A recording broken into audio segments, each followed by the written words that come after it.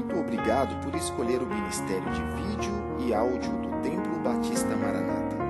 Depois de ouvir esta mensagem, visite o nosso site www.tbm.org.br. Nossa igreja oferece discipulado cristão, instituto bíblico e muitas oportunidades para o seu crescimento espiritual. Que Deus o abençoe. Maranata, ora vem, Senhor Jesus.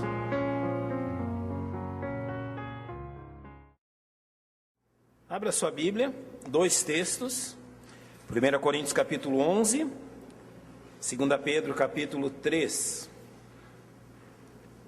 1 Coríntios capítulo 11, de 23 a 26.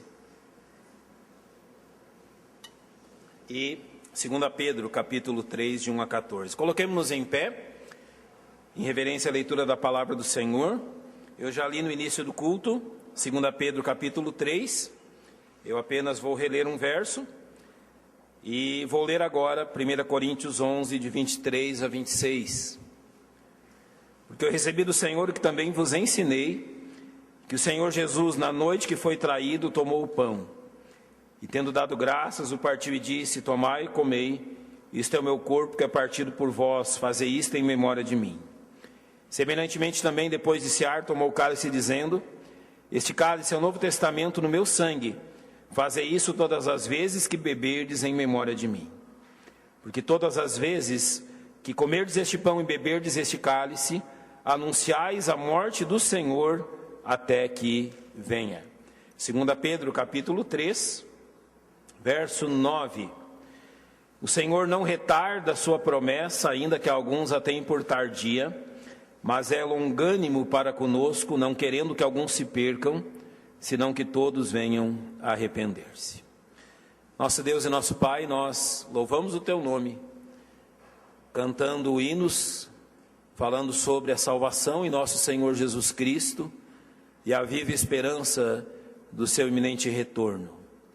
Agora, Pai, que temos a Tua palavra aberta diante de nós, confiamos que Teu Espírito Santo pode encontrar em nós um coração dócil e aberto à Tua instrução, ao Teu fortalecimento, à Tua exortação. E rogamos, ó Pai, que Teu Espírito Santo trabalhe em nossa mente e em nosso coração, enquanto estudamos a Tua verdade. Pois oramos em nome do nosso Salvador, o Senhor Jesus Cristo. Amém. Podem se assentar, irmãos. 1 Coríntios 11 diz algo importante no verso 26, que quando celebramos a ceia do Senhor, nós anunciamos a sua morte até que venha. Até que o Senhor venha nos buscar, nós celebraremos a ceia do Senhor.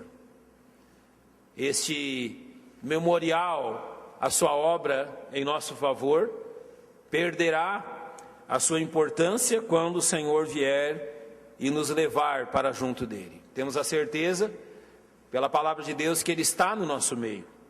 Mas quando Ele vier nos buscar, nós estaremos com Ele. Então não será mais necessário relembrar isso através da celebração da ceia do Senhor. Indo ao texto de 2 Pedro 3, Pedro vai nos dizer algumas coisas nessa pequena segunda carta, que são importantes para o povo dele naquele tempo, e que são importantes também para o nosso povo nesse tempo. Por exemplo, no capítulo 1, os versos 12 e 13, ele diz qual o objetivo de ter escrito essa carta, dizendo: por isso, não deixarei de exortar-vos sempre acerca destas coisas, ainda que bem as saibais. Conhecemos bem a celebração da ceia do Senhor, e no último mês de fevereiro, junto com o Dr. Roger Peterson, nós ouvimos a mensagem sobre a volta do Senhor Jesus Cristo. Mas Pedro está dizendo aqui que é constante e bom que sejamos relembrados acerca dessas coisas, para que sejamos confirmados nessa presente verdade.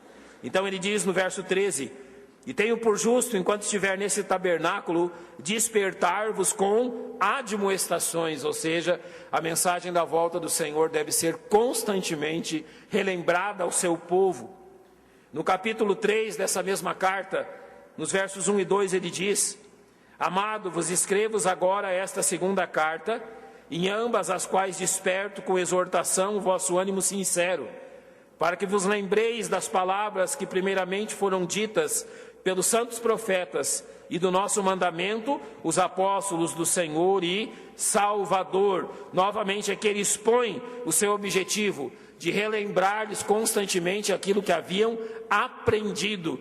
Então nunca é demais que a igreja seja exortada a respeito da volta do Senhor. E principalmente porque diante desses fatos, Paulo nos lembrará um fato quando escreve a 2 Timóteo, a sua segunda carta a Timóteo, no capítulo 4, ele diz: porque virá tempo em que não suportarão essa doutrina, mas tendo comichão nos ouvidos, amontoarão para si doutores conforme as suas próprias concupiscências, e desviarão os ouvidos da verdade, voltando às fábulas. Ou seja, é certo que neste mundo, homens procurarão deturpar a verdade bíblica e desencorajar os crentes quanto à esperança da volta iminente do Senhor Jesus Cristo. Procurarão desviar os crentes desta verdade. E por isso, sabendo que vivemos esses últimos dias, Pedro vai dizer, neste capítulo 3 da sua segunda carta, no verso 3, sabendo primeiro que nos últimos dias virão escarnecedores. Pedro também sabe disso. E ele repete esta verdade que Paulo estabeleceu. Ele ainda diz que virão escarnecedores andando segundo as suas próprias concupiscências ou segundo os seus próprios desejos. Veja o que Judas nos faz lembrar na sua pequena carta também, nos versos 17 e 18. Mas vós, amados, lembrai-vos das palavras que vos foram preditas pelos apóstolos de nosso Senhor Jesus Cristo, os quais vos diziam que nos últimos tempos haveria escarnecedores que andariam segundo as suas ímpias concupiscências.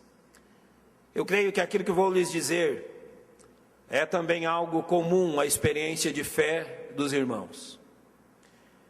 Eu estou ininterruptamente na Igreja Batista desde o meu nascimento, e eu já estou para completar 44 anos.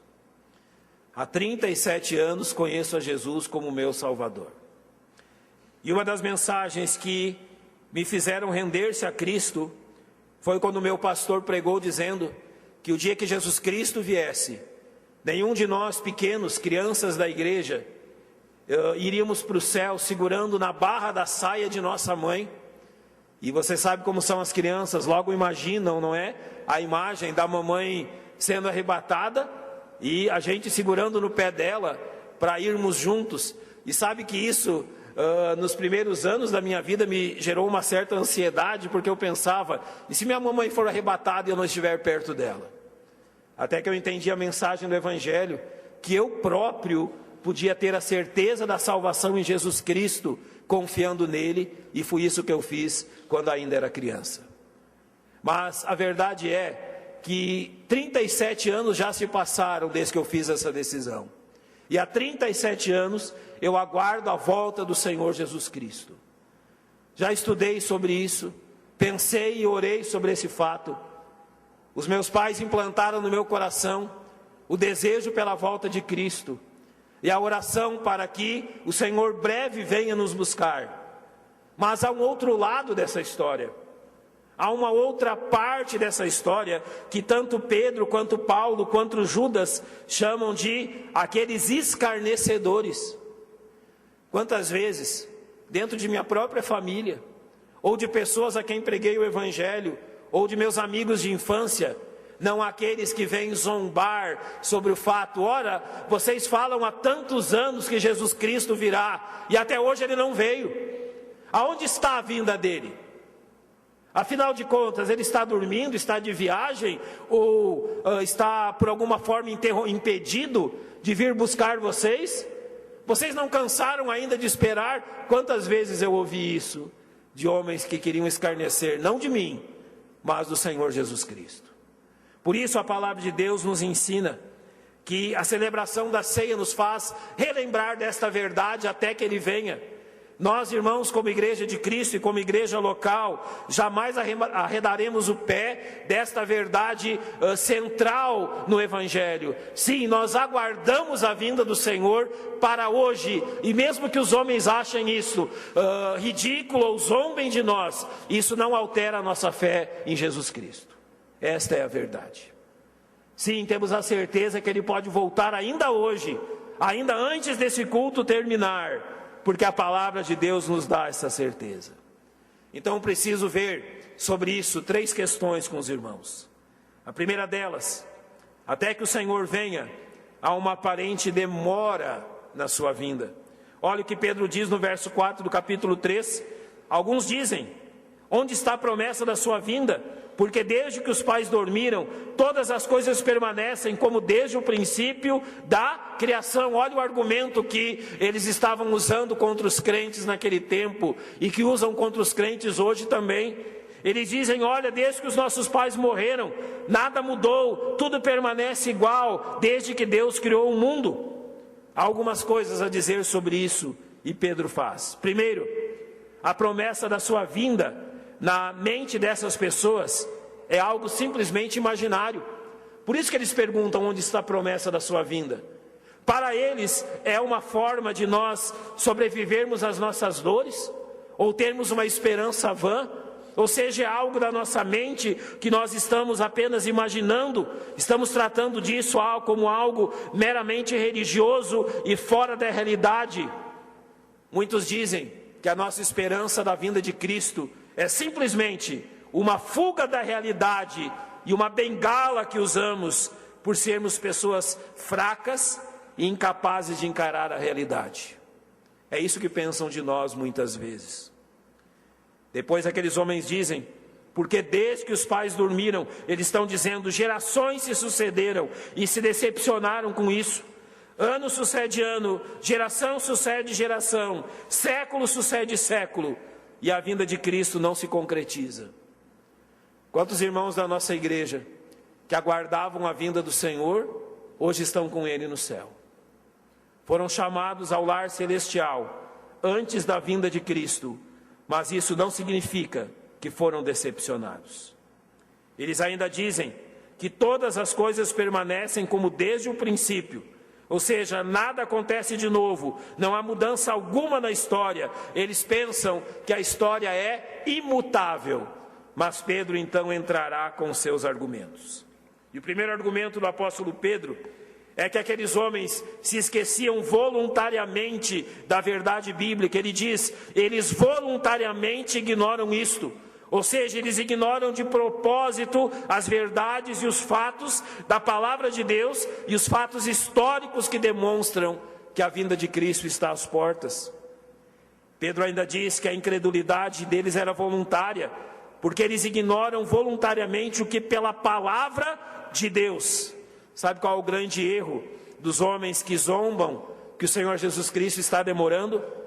Eles não conhecem o poder da palavra de Deus. Se eles observassem, saberiam que nenhuma só promessa da palavra de Deus deixou de cumprir-se. Que todos os fatos, com séculos de antecedência, que foram preditos pela palavra de Deus, aconteceram para o fortalecimento da nossa fé. E além de tudo, a ignorância voluntária deles de fatos históricos. Pedro diz que já desde a antiguidade existiram os céus e a terra, que foi tirada da água e no meio da água subsiste. Sabe o que ele está lembrando? Os homens também agiram assim antes do dilúvio. Sim, eles também escarneceram, eles também zombaram. Você lembra que antes do dilúvio ainda não havia chuva? Então eles diziam: olha, vocês realmente, Noé e seus filhos, vocês são loucos imaginadores. Então quer dizer que virá água do céu e vai tampar tudo isso? Imagina Noé construindo aquele grande barco e as pessoas zombando. Então vocês pensam que Deus vai intervir aqui? Até que dia eles zombaram? Até o dia que a água veio.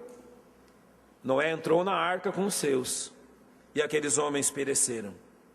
Pedro lhes lembra isso, como naquele dia houve uma modificação abrupta das coisas. E ele fala: pelas quais coisas pereceu o mundo de então, coberto com as águas do dilúvio. Então Pedro os deixa cientes do julgamento que virá ao dizer: mas os céus e a terra que agora existem, pela mesma palavra se reservam como tesouro e se guardam para o fogo, até o dia do juízo e da perdição dos homens ímpios. Sabe o que Pedro está dizendo? A história vai se repetir. Sim, ela será como foi antes. Tudo se repetirá. Assim como os escarnecedores se repetirão. Deus voltará a derramar o seu julgamento neste mundo, como foi naquele tempo. Então, preste atenção nisso que a Bíblia está nos exortando. Irmãos, escarnecedores das promessas de Deus sempre existiram. É impossível que eles não existam. Em todos os tempos existiram homens para escarnecer, para zombar das promessas de Deus. Eu sei que uma das coisas que traz dor ao nosso coração é que muitas vezes esses que escarnecem e zombam das coisas de Deus são pessoas que amamos, familiares, talvez pais, irmãos, talvez filhos, pessoas que amamos e que gostaríamos que viessem à fé em Jesus Cristo, que não reconhecem o seu poder e nem as suas promessas. Sabe o que a Bíblia então nos chama diante disso? A não nos acovardarmos. Jamais realmente se sinta acovardado, jamais tenha vergonha de dizer às pessoas que você crê na iminente volta do Senhor Jesus Cristo. Jamais, eu uso essa palavra, se apequene ou se acovarde diante de pessoas que zombam disso. Demonstre o fato que você crê pela palavra de Deus que Jesus Cristo pode voltar ainda hoje. Não se envergonhe disso. Então a primeira coisa que Pedro diz para nós é isto: não nos envergonhemos desses fatos. Olha o que Pedro disse na sua primeira carta, capítulo 3, verso 15. Antes, santificai ao Senhor Deus em vossos corações, e estais sempre preparados para responder com mansidão e temor a qualquer que vos pedir a razão da esperança que há em vós. Então aqui eu digo aos irmãos, vocês sabem responder biblicamente qual a razão do fato que vocês creem na volta de Jesus Cristo? Pois é preciso estar preparados também para isso. Quantas vezes Deus tem nos aberto a oportunidade de testemunhar aos nossos familiares que nós aguardamos o arrebatamento. Que saibamos biblicamente demonstrar isso a eles, para que também eles sejam convencidos dessa verdade, como um dia também nós fomos convencidos. Então, em primeiro lugar, não se envergonhe, esteja sempre preparado. Em segundo lugar, até que o Senhor venha, eu e você somos chamados a uma espera paciente. Sim, nós cremos que Deus tem um plano. Nós cremos que Deus tem os seus objetivos. Nós cremos que o Senhor Jesus Cristo ainda não veio, porque o Senhor tem um objetivo com isso. Então nós aguardamos com paciência aquilo que Ele está fazendo. Nota em 2 Pedro 3,8, que nos mostra que Deus não conta o tempo como nós fazemos. Olha o fato que Pedro revela: mas amados, não ignoreis uma coisa, que um dia para o Senhor é como 1000 anos, e 1000 anos como um dia. O Senhor não está limitado ao tempo como nós estamos. A nossa impaciência de contar os dias pelas horas, as semanas pelos dias, os anos pelos meses. O Senhor não conta da mesma forma o tempo, e o tempo para Ele não significa a mesma coisa. Deus tem os seus tempos e épocas, e estas não se atrasam em suas mãos. E Deus não tem pressa, e seu objetivo está sendo executado dentro de um rígido horário. Então saiba primeiramente, Jesus Cristo não está atrasado. Saiba disso. Não, o arrebatamento não está atrasado. Ele está dentro do cronograma de Deus. 2 Pedro 3,8 vai nos lembrar do segundo fato. O Senhor não retarda a sua promessa, ainda que alguns a tenham por tardia, ou seja, a demora aparente é apenas uma forma de Deus demonstrar paciência, porque Ele diz que Deus é longânimo para conosco. Quando nós estudamos Romanos, no capítulo 2, verso 4, nós lemos: ou desprezas tu as riquezas da sua benignidade, paciência e longanimidade, ignorando que a benignidade de Deus te leva ao arrependimento?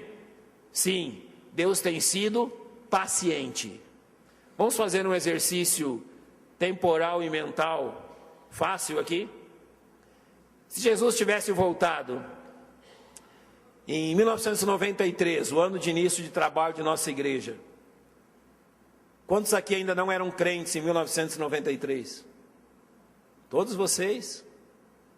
E se Jesus tivesse voltado em 93? 2003 a nossa igreja fez 10 anos. Quantos aqui ainda não eram crentes em 2003? Diversos de vocês. E se eu perguntasse ano por ano? Então o Senhor não está retardando a sua promessa, Ele está sendo longânimo, para que pessoas como você cheguem ao arrependimento e à salvação em Jesus Cristo. Notem o que Ele diz: não querendo que alguns se percam, senão que todos venham a arrepender-se. E Paulo vai dizer a Timóteo no capítulo 2, porque isto é bom e agradável diante de Deus nosso Salvador, que quer que todos os homens se salvem e venham ao conhecimento da verdade. Então é pela misericórdia do Senhor que Ele tem retardado a vinda do Salvador, para que pessoas cheguem ao conhecimento da salvação nele. Mas não se engane, o tempo do fim virá. Isso não significa que o fim deste mundo e que depois do arrebatamento uma contagem regressiva se inicie. Assim que Cristo voltar, teremos 7 anos de tribulação neste mundo, depois 1000 anos do reinado do Senhor, ou seja, a volta do Senhor estabelece uma contagem regressiva para o fim de todas as coisas. Por isso no verso 10 Pedro fala: mas o dia do Senhor virá como ladrão de noite, no qual os céus passarão com grande estrondo, e os elementos ardendo se desfarão, e a terra e as obras que nela há se queimarão. Essa expressão, o dia do Senhor, engloba muitos acontecimentos, assim como a Bíblia fala, por exemplo, do dia de Cristo. E aqui, Pedro não faz distinção entre o arrebatamento, a segunda vinda após a tribulação, o milênio e o fim do mundo. Ele simplesmente olha para isso de uma forma sequencial, e ele apresenta a sequência desses acontecimentos e diz que será repentino. Isso concorda com aquilo que Jesus diz em Mateus 24. Ele diz: vigiai, pois, porque não sabeis a que hora de vir o vosso Senhor. Mas considerai isto: se o pai de família soubesse a que vigília da noite havia de vir o ladrão, vigiaria e não deixaria minar a casa. Nós lemos nas palavras do pastor de hoje a importância da vigilância e oração. A segunda instrução que Pedro nos traz é muito clara. Você acha que Cristo está demorando? Eu não sei se aconteceu com vocês, mas quando nós éramos eu e os meus irmãos crianças, a minha mãe dizia o seguinte: olha, Jesus vai voltar antes que vocês casem, então nem vou me preocupar com isso. Ela brincava conosco. Depois que nós nos casamos, a minha mãe falava conosco: olha, Jesus voltará antes que eu me torne vó. Eu já perdi a conta de quantos netos a minha mãe tem, só meus são 4. E assim eu olho para os meus filhos, e alguns anos passados eu pensava: olha, Senhor, o Senhor virá em breve, e eu não vou precisar entregar minha filha para um outro homem, não é? Eu não vou precisar levá-la até o altar e dizer: olha, toma, cuidei dela até hoje, agora é você. Às vezes nós pensamos assim: nem netos eu terei, Jesus há de voltar até lá, assim como os nossos pais pensaram. Mas olha, isso não significa que nós devemos relaxar diante dos fatos. A promessa que o Senhor virá era real ontem e é real hoje. Não importa a sequência dos fatos, o Senhor Jesus Cristo está às portas.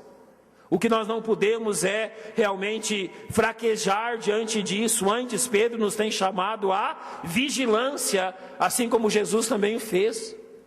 Sermos vigilantes diante da iminente volta do Senhor. Esta é a segunda instrução que Pedro nos deu. A terceira e última está no verso 11.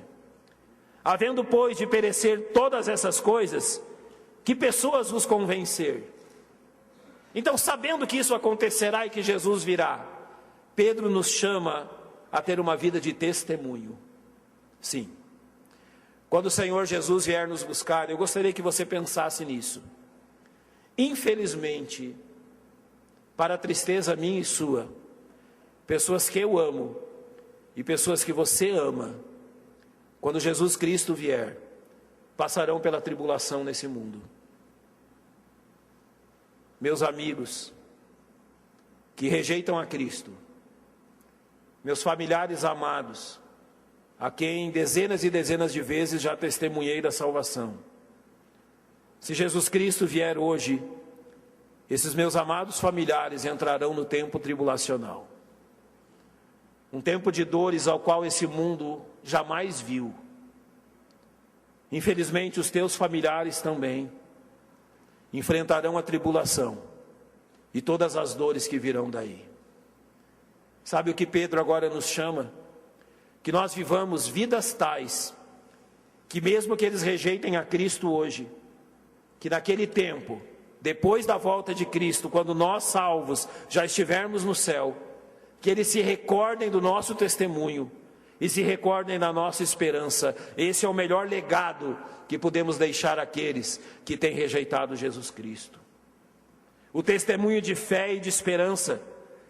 Possivelmente eles lembrarão naquele tempo: olha, quantas vezes ouvi meu irmão, meu tio, meu filho, meu pai ou minha mãe testemunhando que Cristo viria, e agora ele veio, e olha agora a minha situação.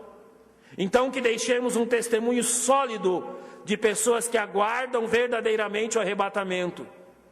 Primeiramente, um testemunho que nossas prioridades são eternas. Pedro diz que pessoas vos convencer em santo trato e piedade. Ou seja, o ímpio vive neste mundo para aquilo que ele encontra hoje. Ele abusa do seu corpo, ele abusa dos seus direitos, ele abusa do que Deus lhe deu. Mas quando esse mundo entrar neste processo de julgamento de Deus, aqueles que hoje zombam dessas coisas, vão se lembrar do seu testemunho. Então dê um testemunho eficaz, que você conhece Jesus Cristo. Olha como Paulo escreveu aos Coríntios no capítulo 7, verso 1. Ora, amados, pois que temos tais promessas, purifiquemo-nos de toda a imundícia da carne e do espírito, aperfeiçoando a santificação no temor de Deus. Em segundo lugar, o verso 12 diz: aguardando e apressando-vos para a vinda do dia de Deus. Muitos crentes que creem que este versículo ensina que nós podemos apressar a vinda do Senhor através do evangelismo e ganhando almas. Há uma tradição judaica que ensina que são os pecados do povo de Israel que impedem a vinda do Messias. Então, se Israel se arrependesse dos seus pecados, o Messias logo depois viria. De qualquer forma, o que Pedro quer que façamos é que nos mantemos em vigilância e santidade, demonstrando uma esperança viva. E ele finalmente diz: imaculados e irrepreensíveis em paz, ou seja, diante da promessa do Senhor, nós somos chamados a uma vida de santidade. Sabe como damos testemunho que estamos aguardando o Senhor? Sendo zelosos pelas coisas do Senhor. Pedro diz: procurai, ou seja, se empenhe, seja zeloso em fazer isso.